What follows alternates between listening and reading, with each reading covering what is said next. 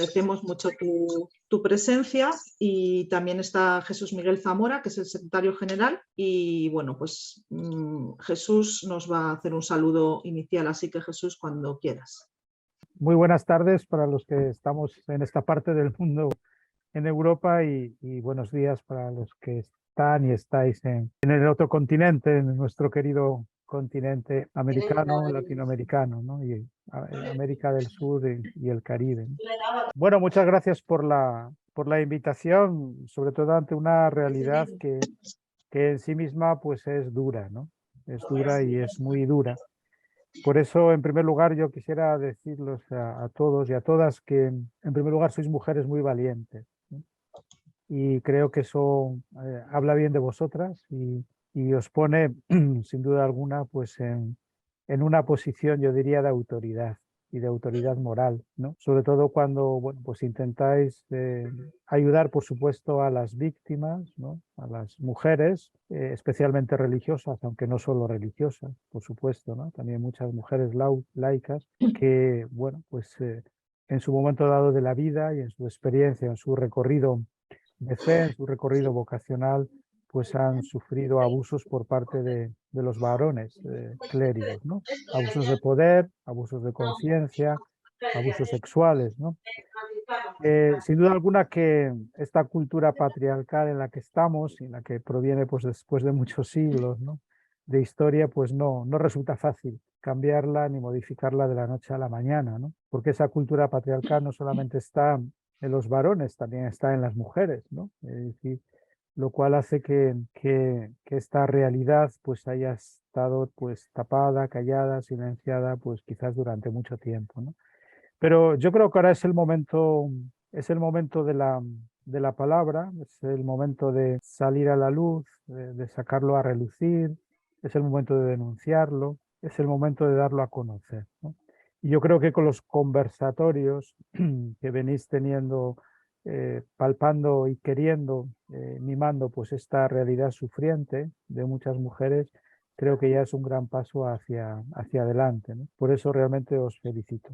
Y también os felicito porque como mujeres que sois, pues insistís especialmente en toda la dimensión del cuidado, ¿no? El cuidado de la persona, desde que nacemos, sea varón o sea mujer, hasta el día que nos morimos, ¿no? Y creo que eso es un subrayado que deberíamos poner en mayúsculas en el quehacer de la Iglesia, en el quehacer pastoral, ministerial, en nuestros modos de relación de los unos con los otros, en nuestra propia casa, ¿no? Empezando por nuestra propia casa, por nuestra propia iglesia, ¿no? Sin duda alguna que estamos aprendiendo mucho, al menos yo personalmente y las personas con las que trabajamos en Confer, con Jesús Miguel, el secretario general, bueno, con la vicepresidenta Lourdes, ¿no? También una mujer muy sensible a toda esta realidad. El Consejo General de la Confer, donde también empezamos a hablar ya de estos temas, ¿no?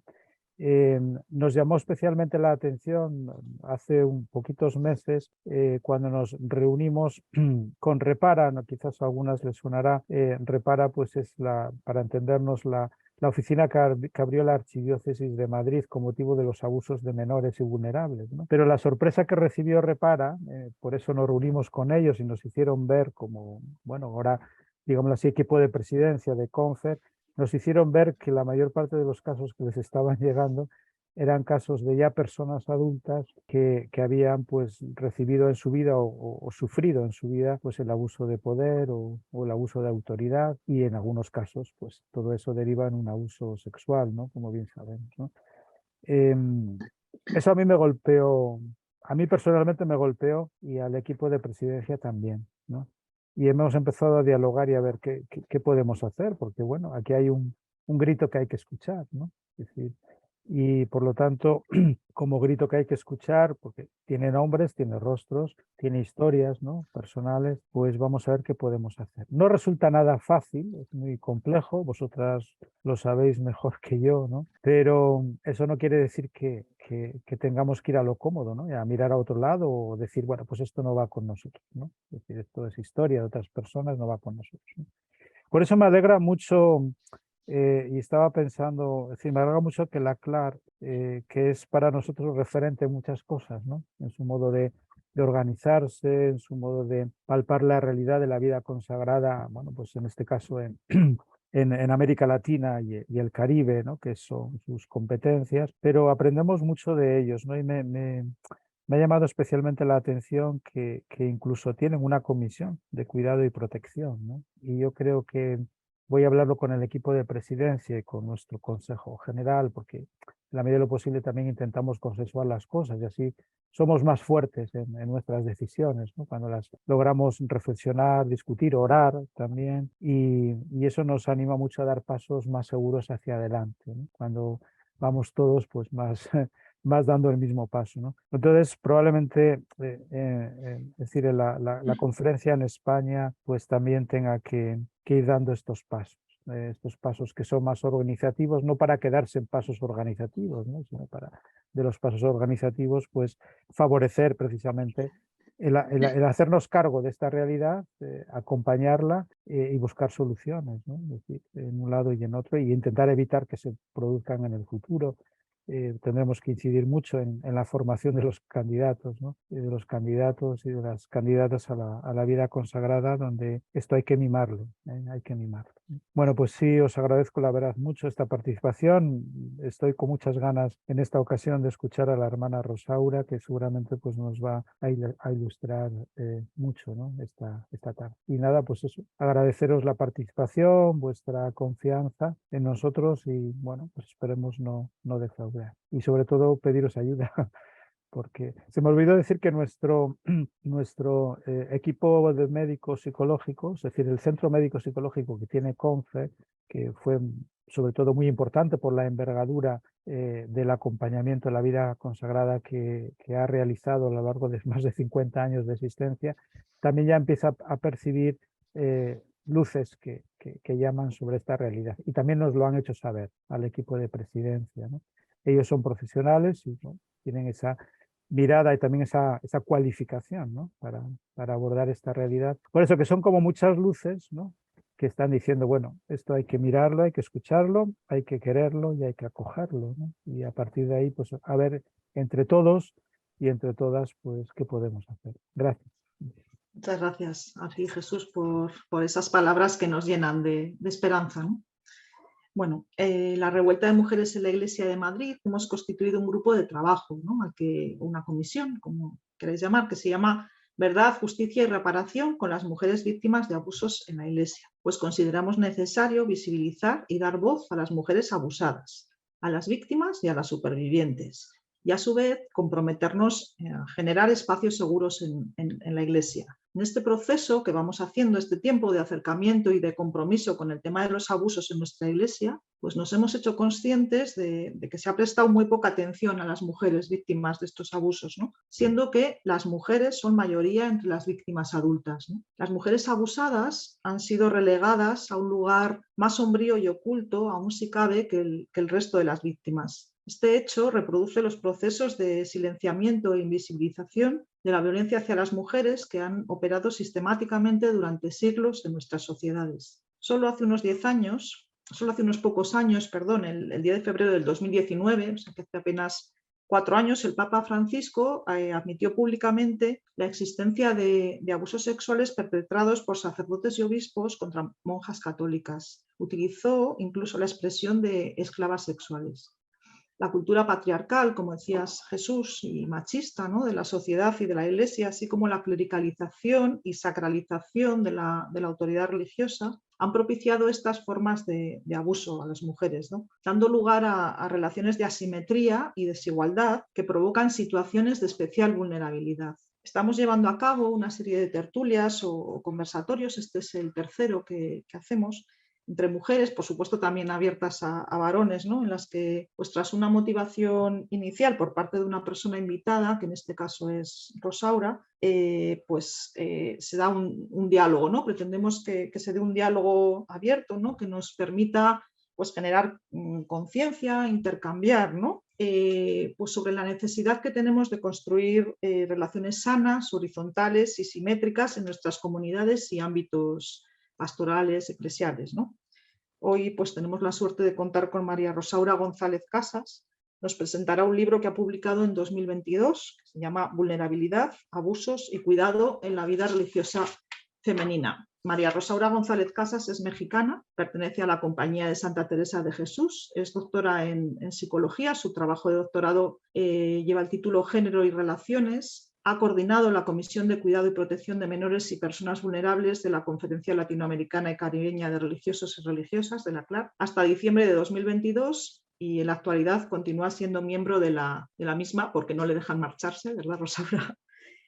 También forma parte del equipo de tutela de menores y adultos vulnerables de la Unión Internacional de Superioras Generales y trabaja a tiempo completo en el Instituto de Psicología de la Pontificia Universidad Gregoriana de Roma. Rosaura abrió el primer diplomado en protección de menores en español de esta universidad, de la Gregoriana, y también siendo coordinadora de la Comisión de Protección de la CLAR, inició en Colombia la primera edición del diploma en protección de menores para Latinoamérica y el Caribe, promovido por la propia CLAR y el CELAN, el Consejo Episcopal Latinoamericano y caribeño, tras un significativo acuerdo con ellos, ¿no? Cuenta con numerosas publicaciones, entre las que destacan Acompañamiento a víctimas de abuso sexual en un contexto de vulnerabilidad o el libro que hoy nos presenta. Ha dirigido un sondeo sobre los abusos a las religiosas en América Latina y el Caribe, al que respondieron 1.417 religiosas de 23 países de la región. La encuesta revela los abusos de poder y espirituales sufridos en un alto porcentaje en la vida religiosa femenina y también sexuales, perpetrados por sacerdotes en el seno de la dirección espiritual, fundamentalmente. Afirma que dichos abusos han sido favorecidos por las estructuras jerárquicas y la cultura eclesial clerical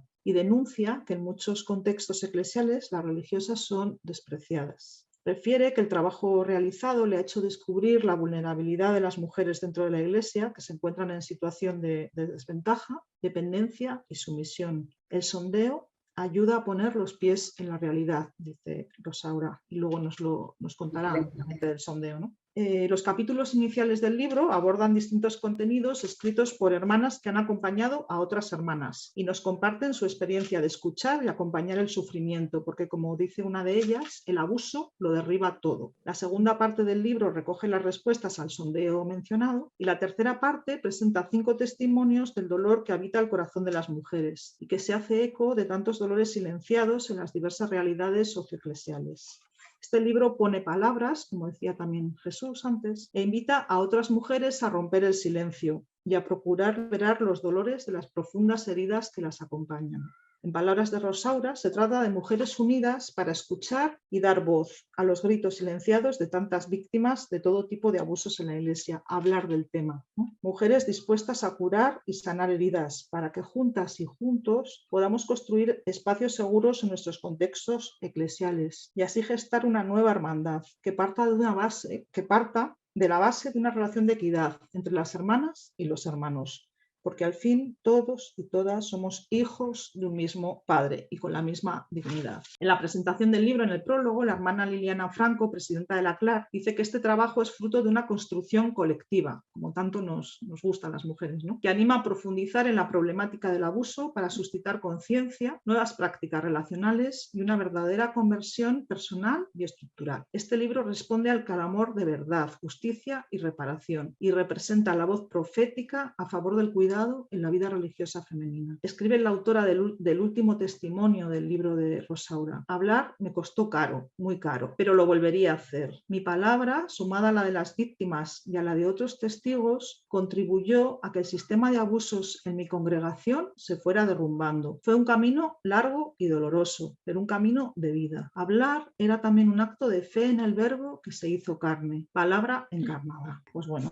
estamos agradecidas, ¿no?, por la oportunidad de escucharla y sin más, pues te damos la palabra, Rosaura. Bueno, pues muchísimas gracias. Antes de comenzar, quiero decir que este libro, como ya dijeron, pues es fruto también de una opción que hicimos en la Comisión de Protección de Menores de la CLAR. La comisión comenzó en el año 2017. Bueno, empezamos a pensarla, etcétera. Difícil sacarla adelante, sobre todo porque no había pues gente muy preparada, nos fuimos preparando todos. y fuimos hablando de este tema. Entonces, como fruto del 2017 hasta el 2022, porque este libro, digamos que lo preparamos en Semana Santa del año pasado. Entonces, lo que nos interesaba era juntas dar mujeres que hablan, que dan voz y que manifiestan cómo se viven los abusos desde la perspectiva de las mujeres y las propuestas que damos las mujeres. ¿Por qué?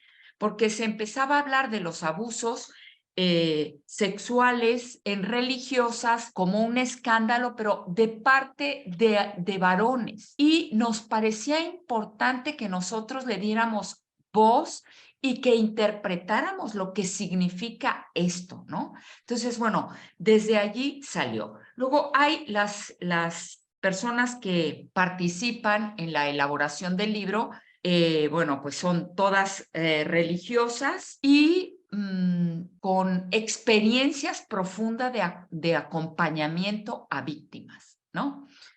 Yo quiero decir que el primer capítulo, ustedes ya dijeron todos, han partido de la raíz, una raíz cultural, pero que invadió en la iglesia, porque Jesús hizo una revolución, ¿no?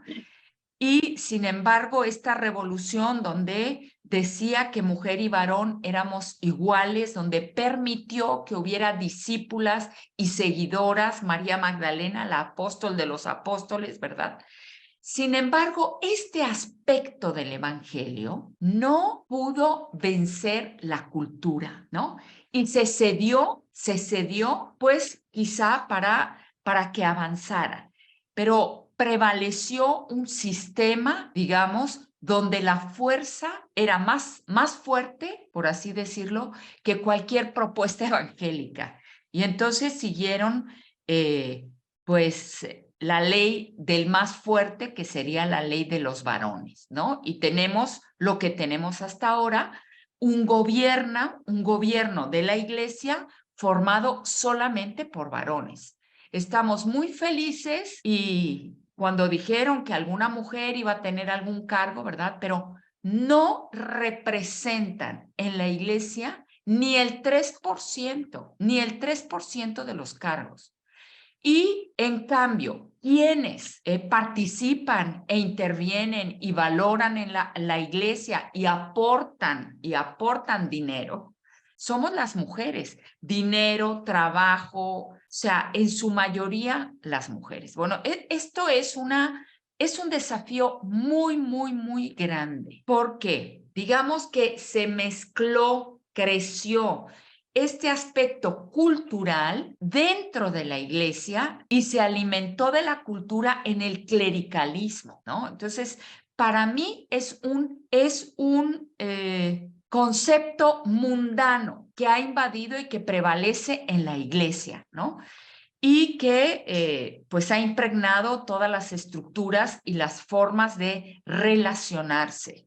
Yo veo que también con la invasión de este concepto, ¿no? En toda la iglesia que empapa todo, va en juego la sacramentalidad de la iglesia en el Vaticano II. ¿Por qué? Porque la iglesia debe de ser un símbolo de cómo deben ser las relaciones y las estructuras que hablan del reino, ¿no? Entonces, pues las estructuras que tenemos no están hablando, digamos, de lo que debería de ser el reino, y menos el concepto de iglesia que tenemos después del Vaticano II, ¿no? Entonces, a nivel sistémico, nos resistimos a este cambio, donde la iglesia debe de representar pues esta sacramentalidad. Quiero decir, por otra parte, también que no voy a hablar ahora del clericalismo, porque todas ya saben lo que es el clericalismo, la perversión de este clericalismo que dice el Papa. ¿Por qué es una perversión? Pues precisamente porque en nombre de Dios, usa la autoridad sagrada para explotar a los demás. En el artículo que escribí, que está en que es el primer artículo del libro, se llama La profanación del templo, y yo entendí, contemplando este pasaje de Jesús ante los mercaderes del templo, entendí desde dentro lo que significa un abuso de poder sagrado, ¿no? Sobre todo, pues cuando entendemos que Jesús hace una revolución para pasar del concepto cultual a decir que el templo es cada persona, ¿no? Como dice San Pablo, vosotros sois el templo de Dios. Y entonces, el uso de un poder sagrado para profanar el templo sagrado que es cada persona es la perversión más grande, ¿no? Porque cuando se da un abuso sexual, digamos, a nivel intrafamiliar, que es muy fuerte y que papá y mamá también representan, o los tutores representan en cierto modo la presencia de Dios, bueno, pues es muy grave. Pero cuando se da el abuso de alguien que representa a Dios, o sea, eso acaba con las personas, destruye, ¿no? Destruye el templo sagrado. Bueno, pues ahí está la razón también de por qué tanto silencio frente a esto, ¿no? Porque es una situación muy grave que se da normalmente, como sabemos, en el contexto del abuso espiritual, del abuso de conciencia, en la confesión, en las relaciones pastorales, donde se está tratando precisamente la relación con Dios, ¿no? Y se usa este poder, pues, para abusar de otros. Es muy grave, por eso es muy grave y destruye a las personas. Por eso es tan difícil hablar de ello, porque la persona no da crédito que aquella autoridad en quien se confió, a quien le abrió todo su corazón, su vulnerabilidad, ¿verdad?, haya usado ese poder, pues, para abusar de ella, ¿no? Entonces, por eso es tan grave. Y la persona tiene graves dificultades psicológicas y espirituales para afrontarlo. Y por eso el silencio. Cuando se rompe el silencio y se empieza a hablar del tema, bueno, la persona comienza a abrir los ojos, a darse cuenta de lo que pasó, de lo que vivió, porque vive como una escisión interior, ¿no? Una división interior entre esa experiencia tan terrible y su vida normal. Entonces, anula una parte de sí misma, ¿no? Que obviamente se ve. Bueno, entonces, ese sería el primer artículo que van a recibir. El segundo se llama Una herida en el corazón de la iglesia, que habla precisamente de este tipo de abusos por sacerdotes, ¿no? Como una herida muy grave. Es como si fuera un incesto dentro de la iglesia, ¿no? Contra hermanas, ¿verdad? Contra personas a quienes debemos pues un cuidado particular, ¿no? O sea, se supone que esta autoridad sagrada tiene la responsabilidad de servir, ¿no? No de usar ese poder para recibir beneficios personales. Y esto es otro punto muy grave. El tercer artículo, que me parece también muy importante, son esos pequeños abusos que se dan en comunidad y que hacen y producen el abuso de los abusos, ¿no? Es decir, se dan pequeños abusos de parte de hermanas en comunidad. Aquí el ejemplo es con hermanas, pero bueno, también puede ser con varones. Y le llama, el título que le dio esta hermana se llama La rana que cayó en la olla con agua. ¿Por qué? Porque la rana, cuando está en esta agua caliente, al principio sí es un poquito caliente, no lo siente tanto, pero conforme se le va subiendo el volumen, ¿verdad? Va cocinándose. Pues es exactamente lo mismo. Cómo se dan pequeños abusos, sea en la comunidad, sea abusos de autoridad al interno de la comunidad, no escucha del discernimiento, de forma que nos volvemos ciegos, ¿verdad?, ante una cultura del abuso comunitario, ¿no? Entonces, este artículo me parece importante.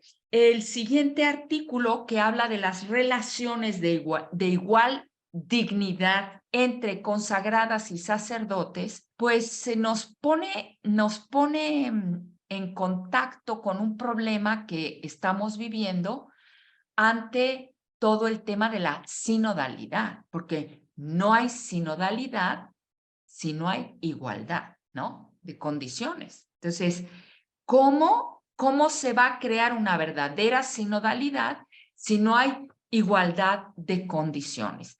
Aquí yo quiero hablar, no está en este artículo, bueno, pero es el planteamiento que nos presenta esta hermana también desde una perspectiva donde la cultura influye tanto, ¿verdad?, e impide una relación de igualdad. Pero yo quiero hablar cómo en este movimiento sinodal, en algunas iglesias locales que han partido precisamente para afrontar el tema de la sinodalidad y todo lo que saliera en la sinodalidad de los escándalos sexuales, ¿verdad?, pues han afrontado el tema de las estructuras, ¿no? Y yo creo que si no hay cambio de estructuras a nivel de iglesia, será muy difícil que haya una igualdad de relaciones. Es un gran desafío. Y estos temas están saliendo en algunas iglesias locales. ¿Por qué? Porque partieron de este hecho. O sea, ¿cómo es que hemos llegado a estos abusos al interior de la iglesia? Es un escándalo. Y eso es el fracaso del liderazgo eclesial, de esta forma de liderar la iglesia. Entonces, bueno, el que en algunas iglesias locales haya salido propuestas de cambio de estructuras me parece fundamental. Y yo pienso y pongo en la mesa que tenemos que hacer un balance desde otras partes del mundo, ¿verdad?, para decir, es necesario un cambio de estructuras.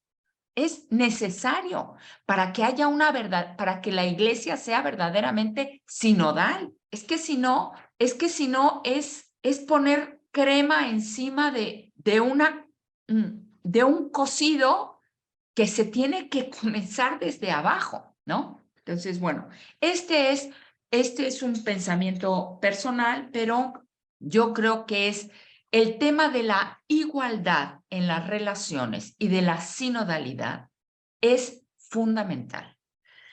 Luego, otro tema que es cultivar, cuidar y sanar. Bueno, pues desde la cultura del cuidado, como las mujeres tenemos digamos, como ya decía Jesús, ¿verdad?, esta característica de cuidar la vida. Bueno, ¿cómo no cuidarnos primero unas a otras? ¿Cómo no cuidar hacia adentro las comunidades? ¿Cómo no cuidar la iglesia? ¿Verdad? Porque nos duele profundamente todo esto que está sucediendo. Bueno, pues ¿cómo no cuidar? Luego hay otro artículo que me parece importante cuando se trata de organizar a nivel institucional, que ese artículo nos presenta la organización que hizo la Conferencia de Religiosos de Brasil. Entonces, una organización, digamos, a un nivel macro, ¿no? ¿no? Para trabajar con el tema de los abusos y que puede ayudar. Y luego, bueno, nosotros nos planteamos, como ya había muchos libros que hablaban de contenidos, pero que no tocaban la realidad de los abusos, y por eso pensamos que era importante hacer un sondeo. Le llamamos sondeo. Voy a compartir con ustedes esta presentación. Bueno, que hicimos, no voy a poder ver todo, pero le llamamos sondeo porque, como van a ver, como van a ver, bueno, hicimos el objetivo y la metodología, que era recoger información que sirviera como punto de partida. O sea, ¿por qué?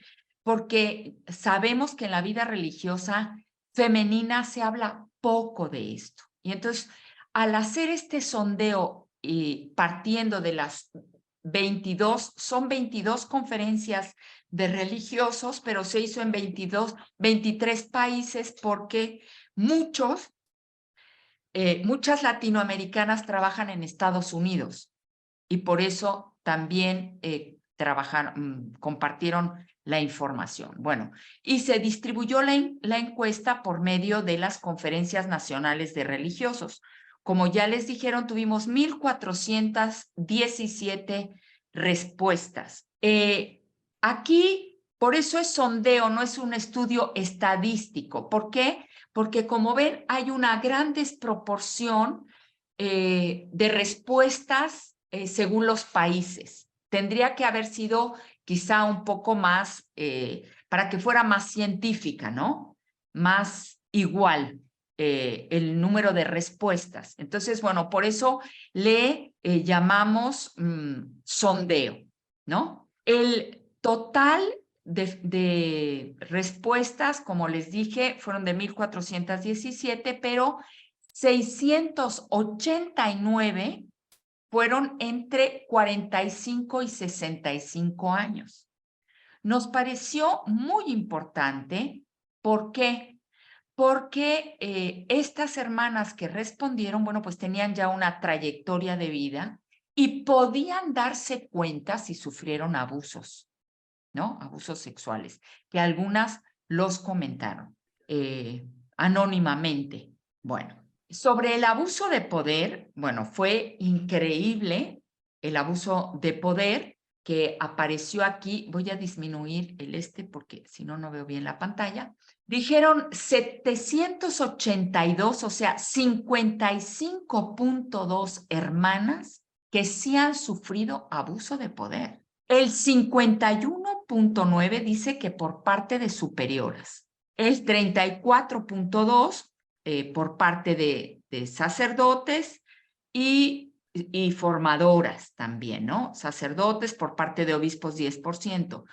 Yo quiero decir, y esta fue mi percepción de las respuestas, que algunas hermanas no tenían la total seguridad que íbamos a guardar secreto de quienes habían respondido, ¿no? Y entonces no se atrevieron a hablar mucho de abusos por parte de obispos y por parte de sacerdotes. Esa es mi impresión. Pero lo que respondieron, bueno, es esto. Esto es lo que objetivamente respondieron, aunque, por ejemplo, por parte de obispos, 116 no respondieron, ¿no? Solo 142 dijeron que sí, ¿no?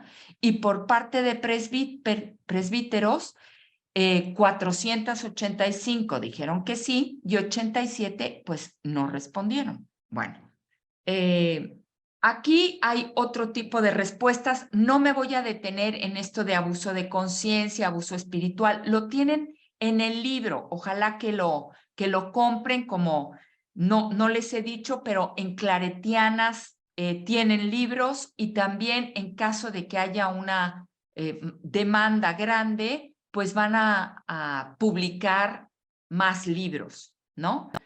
El abuso sexual también me parece que no fue muy abiertamente confesado en esta encuesta. pero dijeron que 178 hermanas habían sufrido el abuso sexual, o sea, 12.6%. Creo que esto es más o menos lo que representa, o sea, quiero decir, lo que es, digamos, dentro de la norma, ¿no? Lo que aparece que correspondería entre el 15 y el 10%. Por parte de obispos, 4.4%, por parte de presbíteros, 7.6%.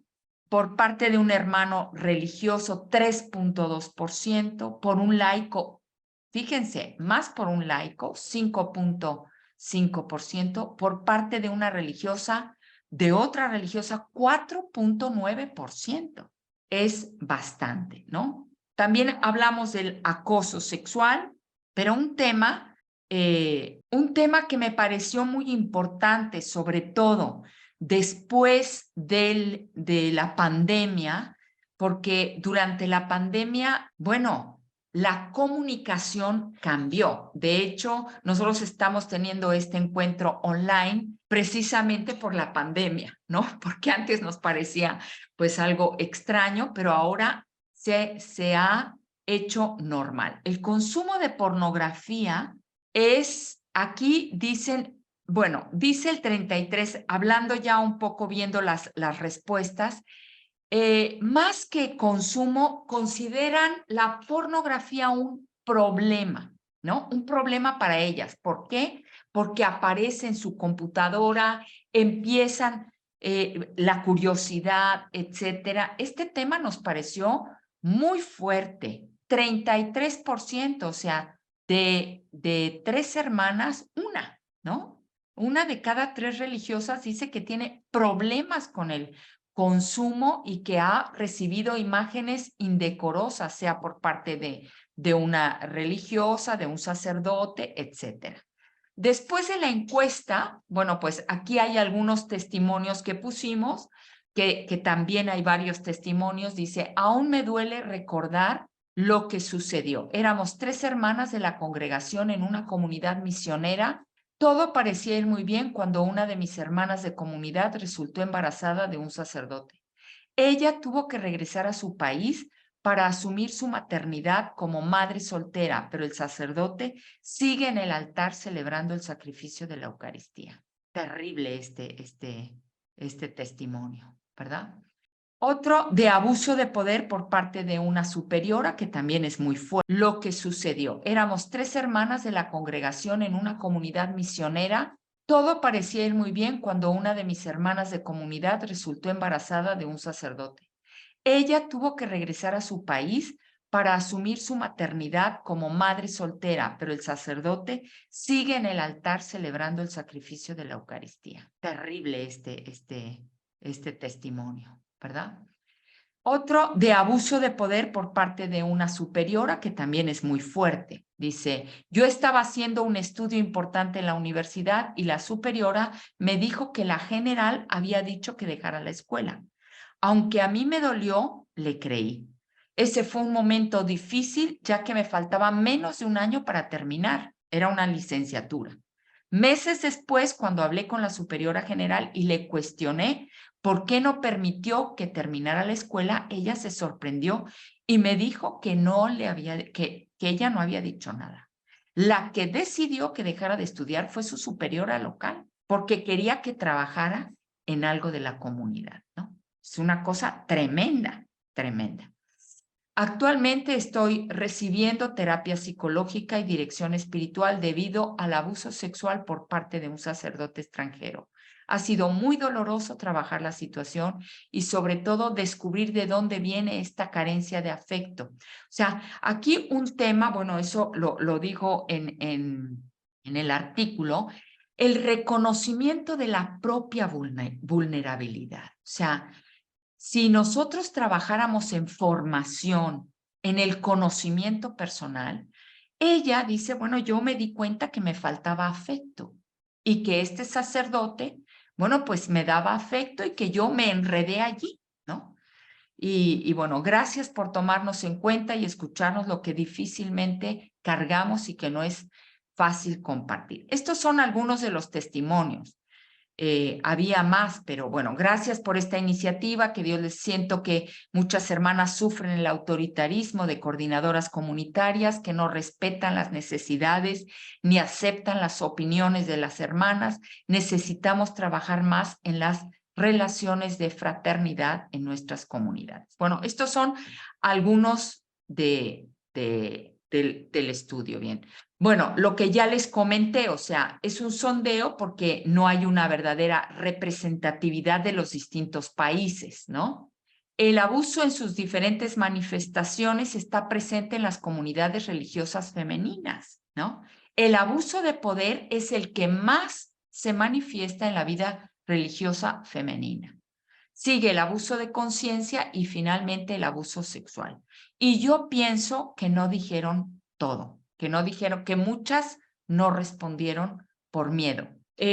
Bueno, las superioras y formadoras son las señaladas por abuso de poder y de conciencia, y los sacerdotes son percibidos claramente como victimarios del abuso en sus tres manifestaciones. Aquí hay un llamado de atención a la madurez humana, afectiva y sexual, espiritual de los presbíteros, sean o no religiosos, ¿no?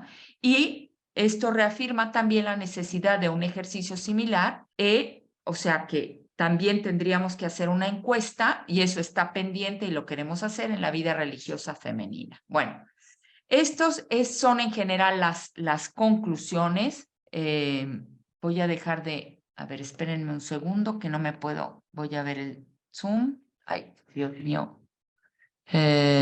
Interrumpí la condivisión. Ya, perfecto. Bueno, no sé, pienso que ya ha sido bastante tiempo. Me tomé más de lo que pensaba. Pero bueno, esto es de forma general. Como les digo, al final termina con 5 testimonios. Cada testimonio es de un abuso, un tipo de abuso diferente y cómo se ha vivido, ¿no?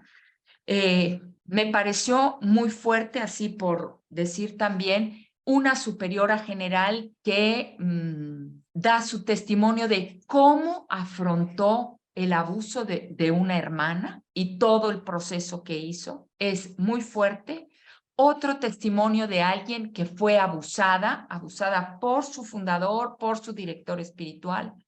Otra que fue abusada, o sea, que entró en una congregación donde el sistema, la forma de organizarse era abusiva. Y entonces, bueno, pues acabó con su persona. Otro testimonio que fue el que ya comentaron, o sea, creí, por eso hablé, ¿no? Y pues una hermana que se dio cuenta de que hermanos y hermanas de su congregación eran abusados, y cuando los superiores se dieron cuenta de que ella quería hablar, bueno, sufrió una persecución terrible, ¿no? Terrible. Entonces, y otro testimonio que también me parece importante, por lo que vivimos mucho en América Latina, pero también en Europa, es una religiosa que se dio o recordó el abuso, que había sido abusada intrafamiliarmente, y cómo pedía a la formadora una ayuda, ¿no? Y sin embargo, pues la formadora no tenía las herramientas suficientes para ayudarla en esto, ¿no? Los desafíos en la formación para alguien que ha sido abusada. Bueno, pues yo pienso que hasta aquí he dicho ya muchas cosas. No sé si hay preguntas, comentarios.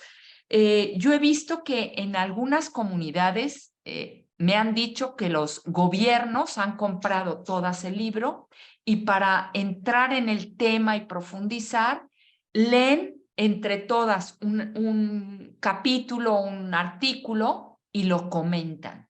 Y esto va creando mentalidad y va ayudando. Lo que nos parecía muy importante es que fuera un libro que hablara a la vida y desde la vida. Y entonces que no fueran teorías, ¿no? Que se escriben artículos, pero a veces no tocan la vida de las personas. Bueno, pues esto es lo que yo les puedo decir. No sé si hay preguntas, comentarios. Muchas gracias, Rosaura, por esta exposición tan brillante.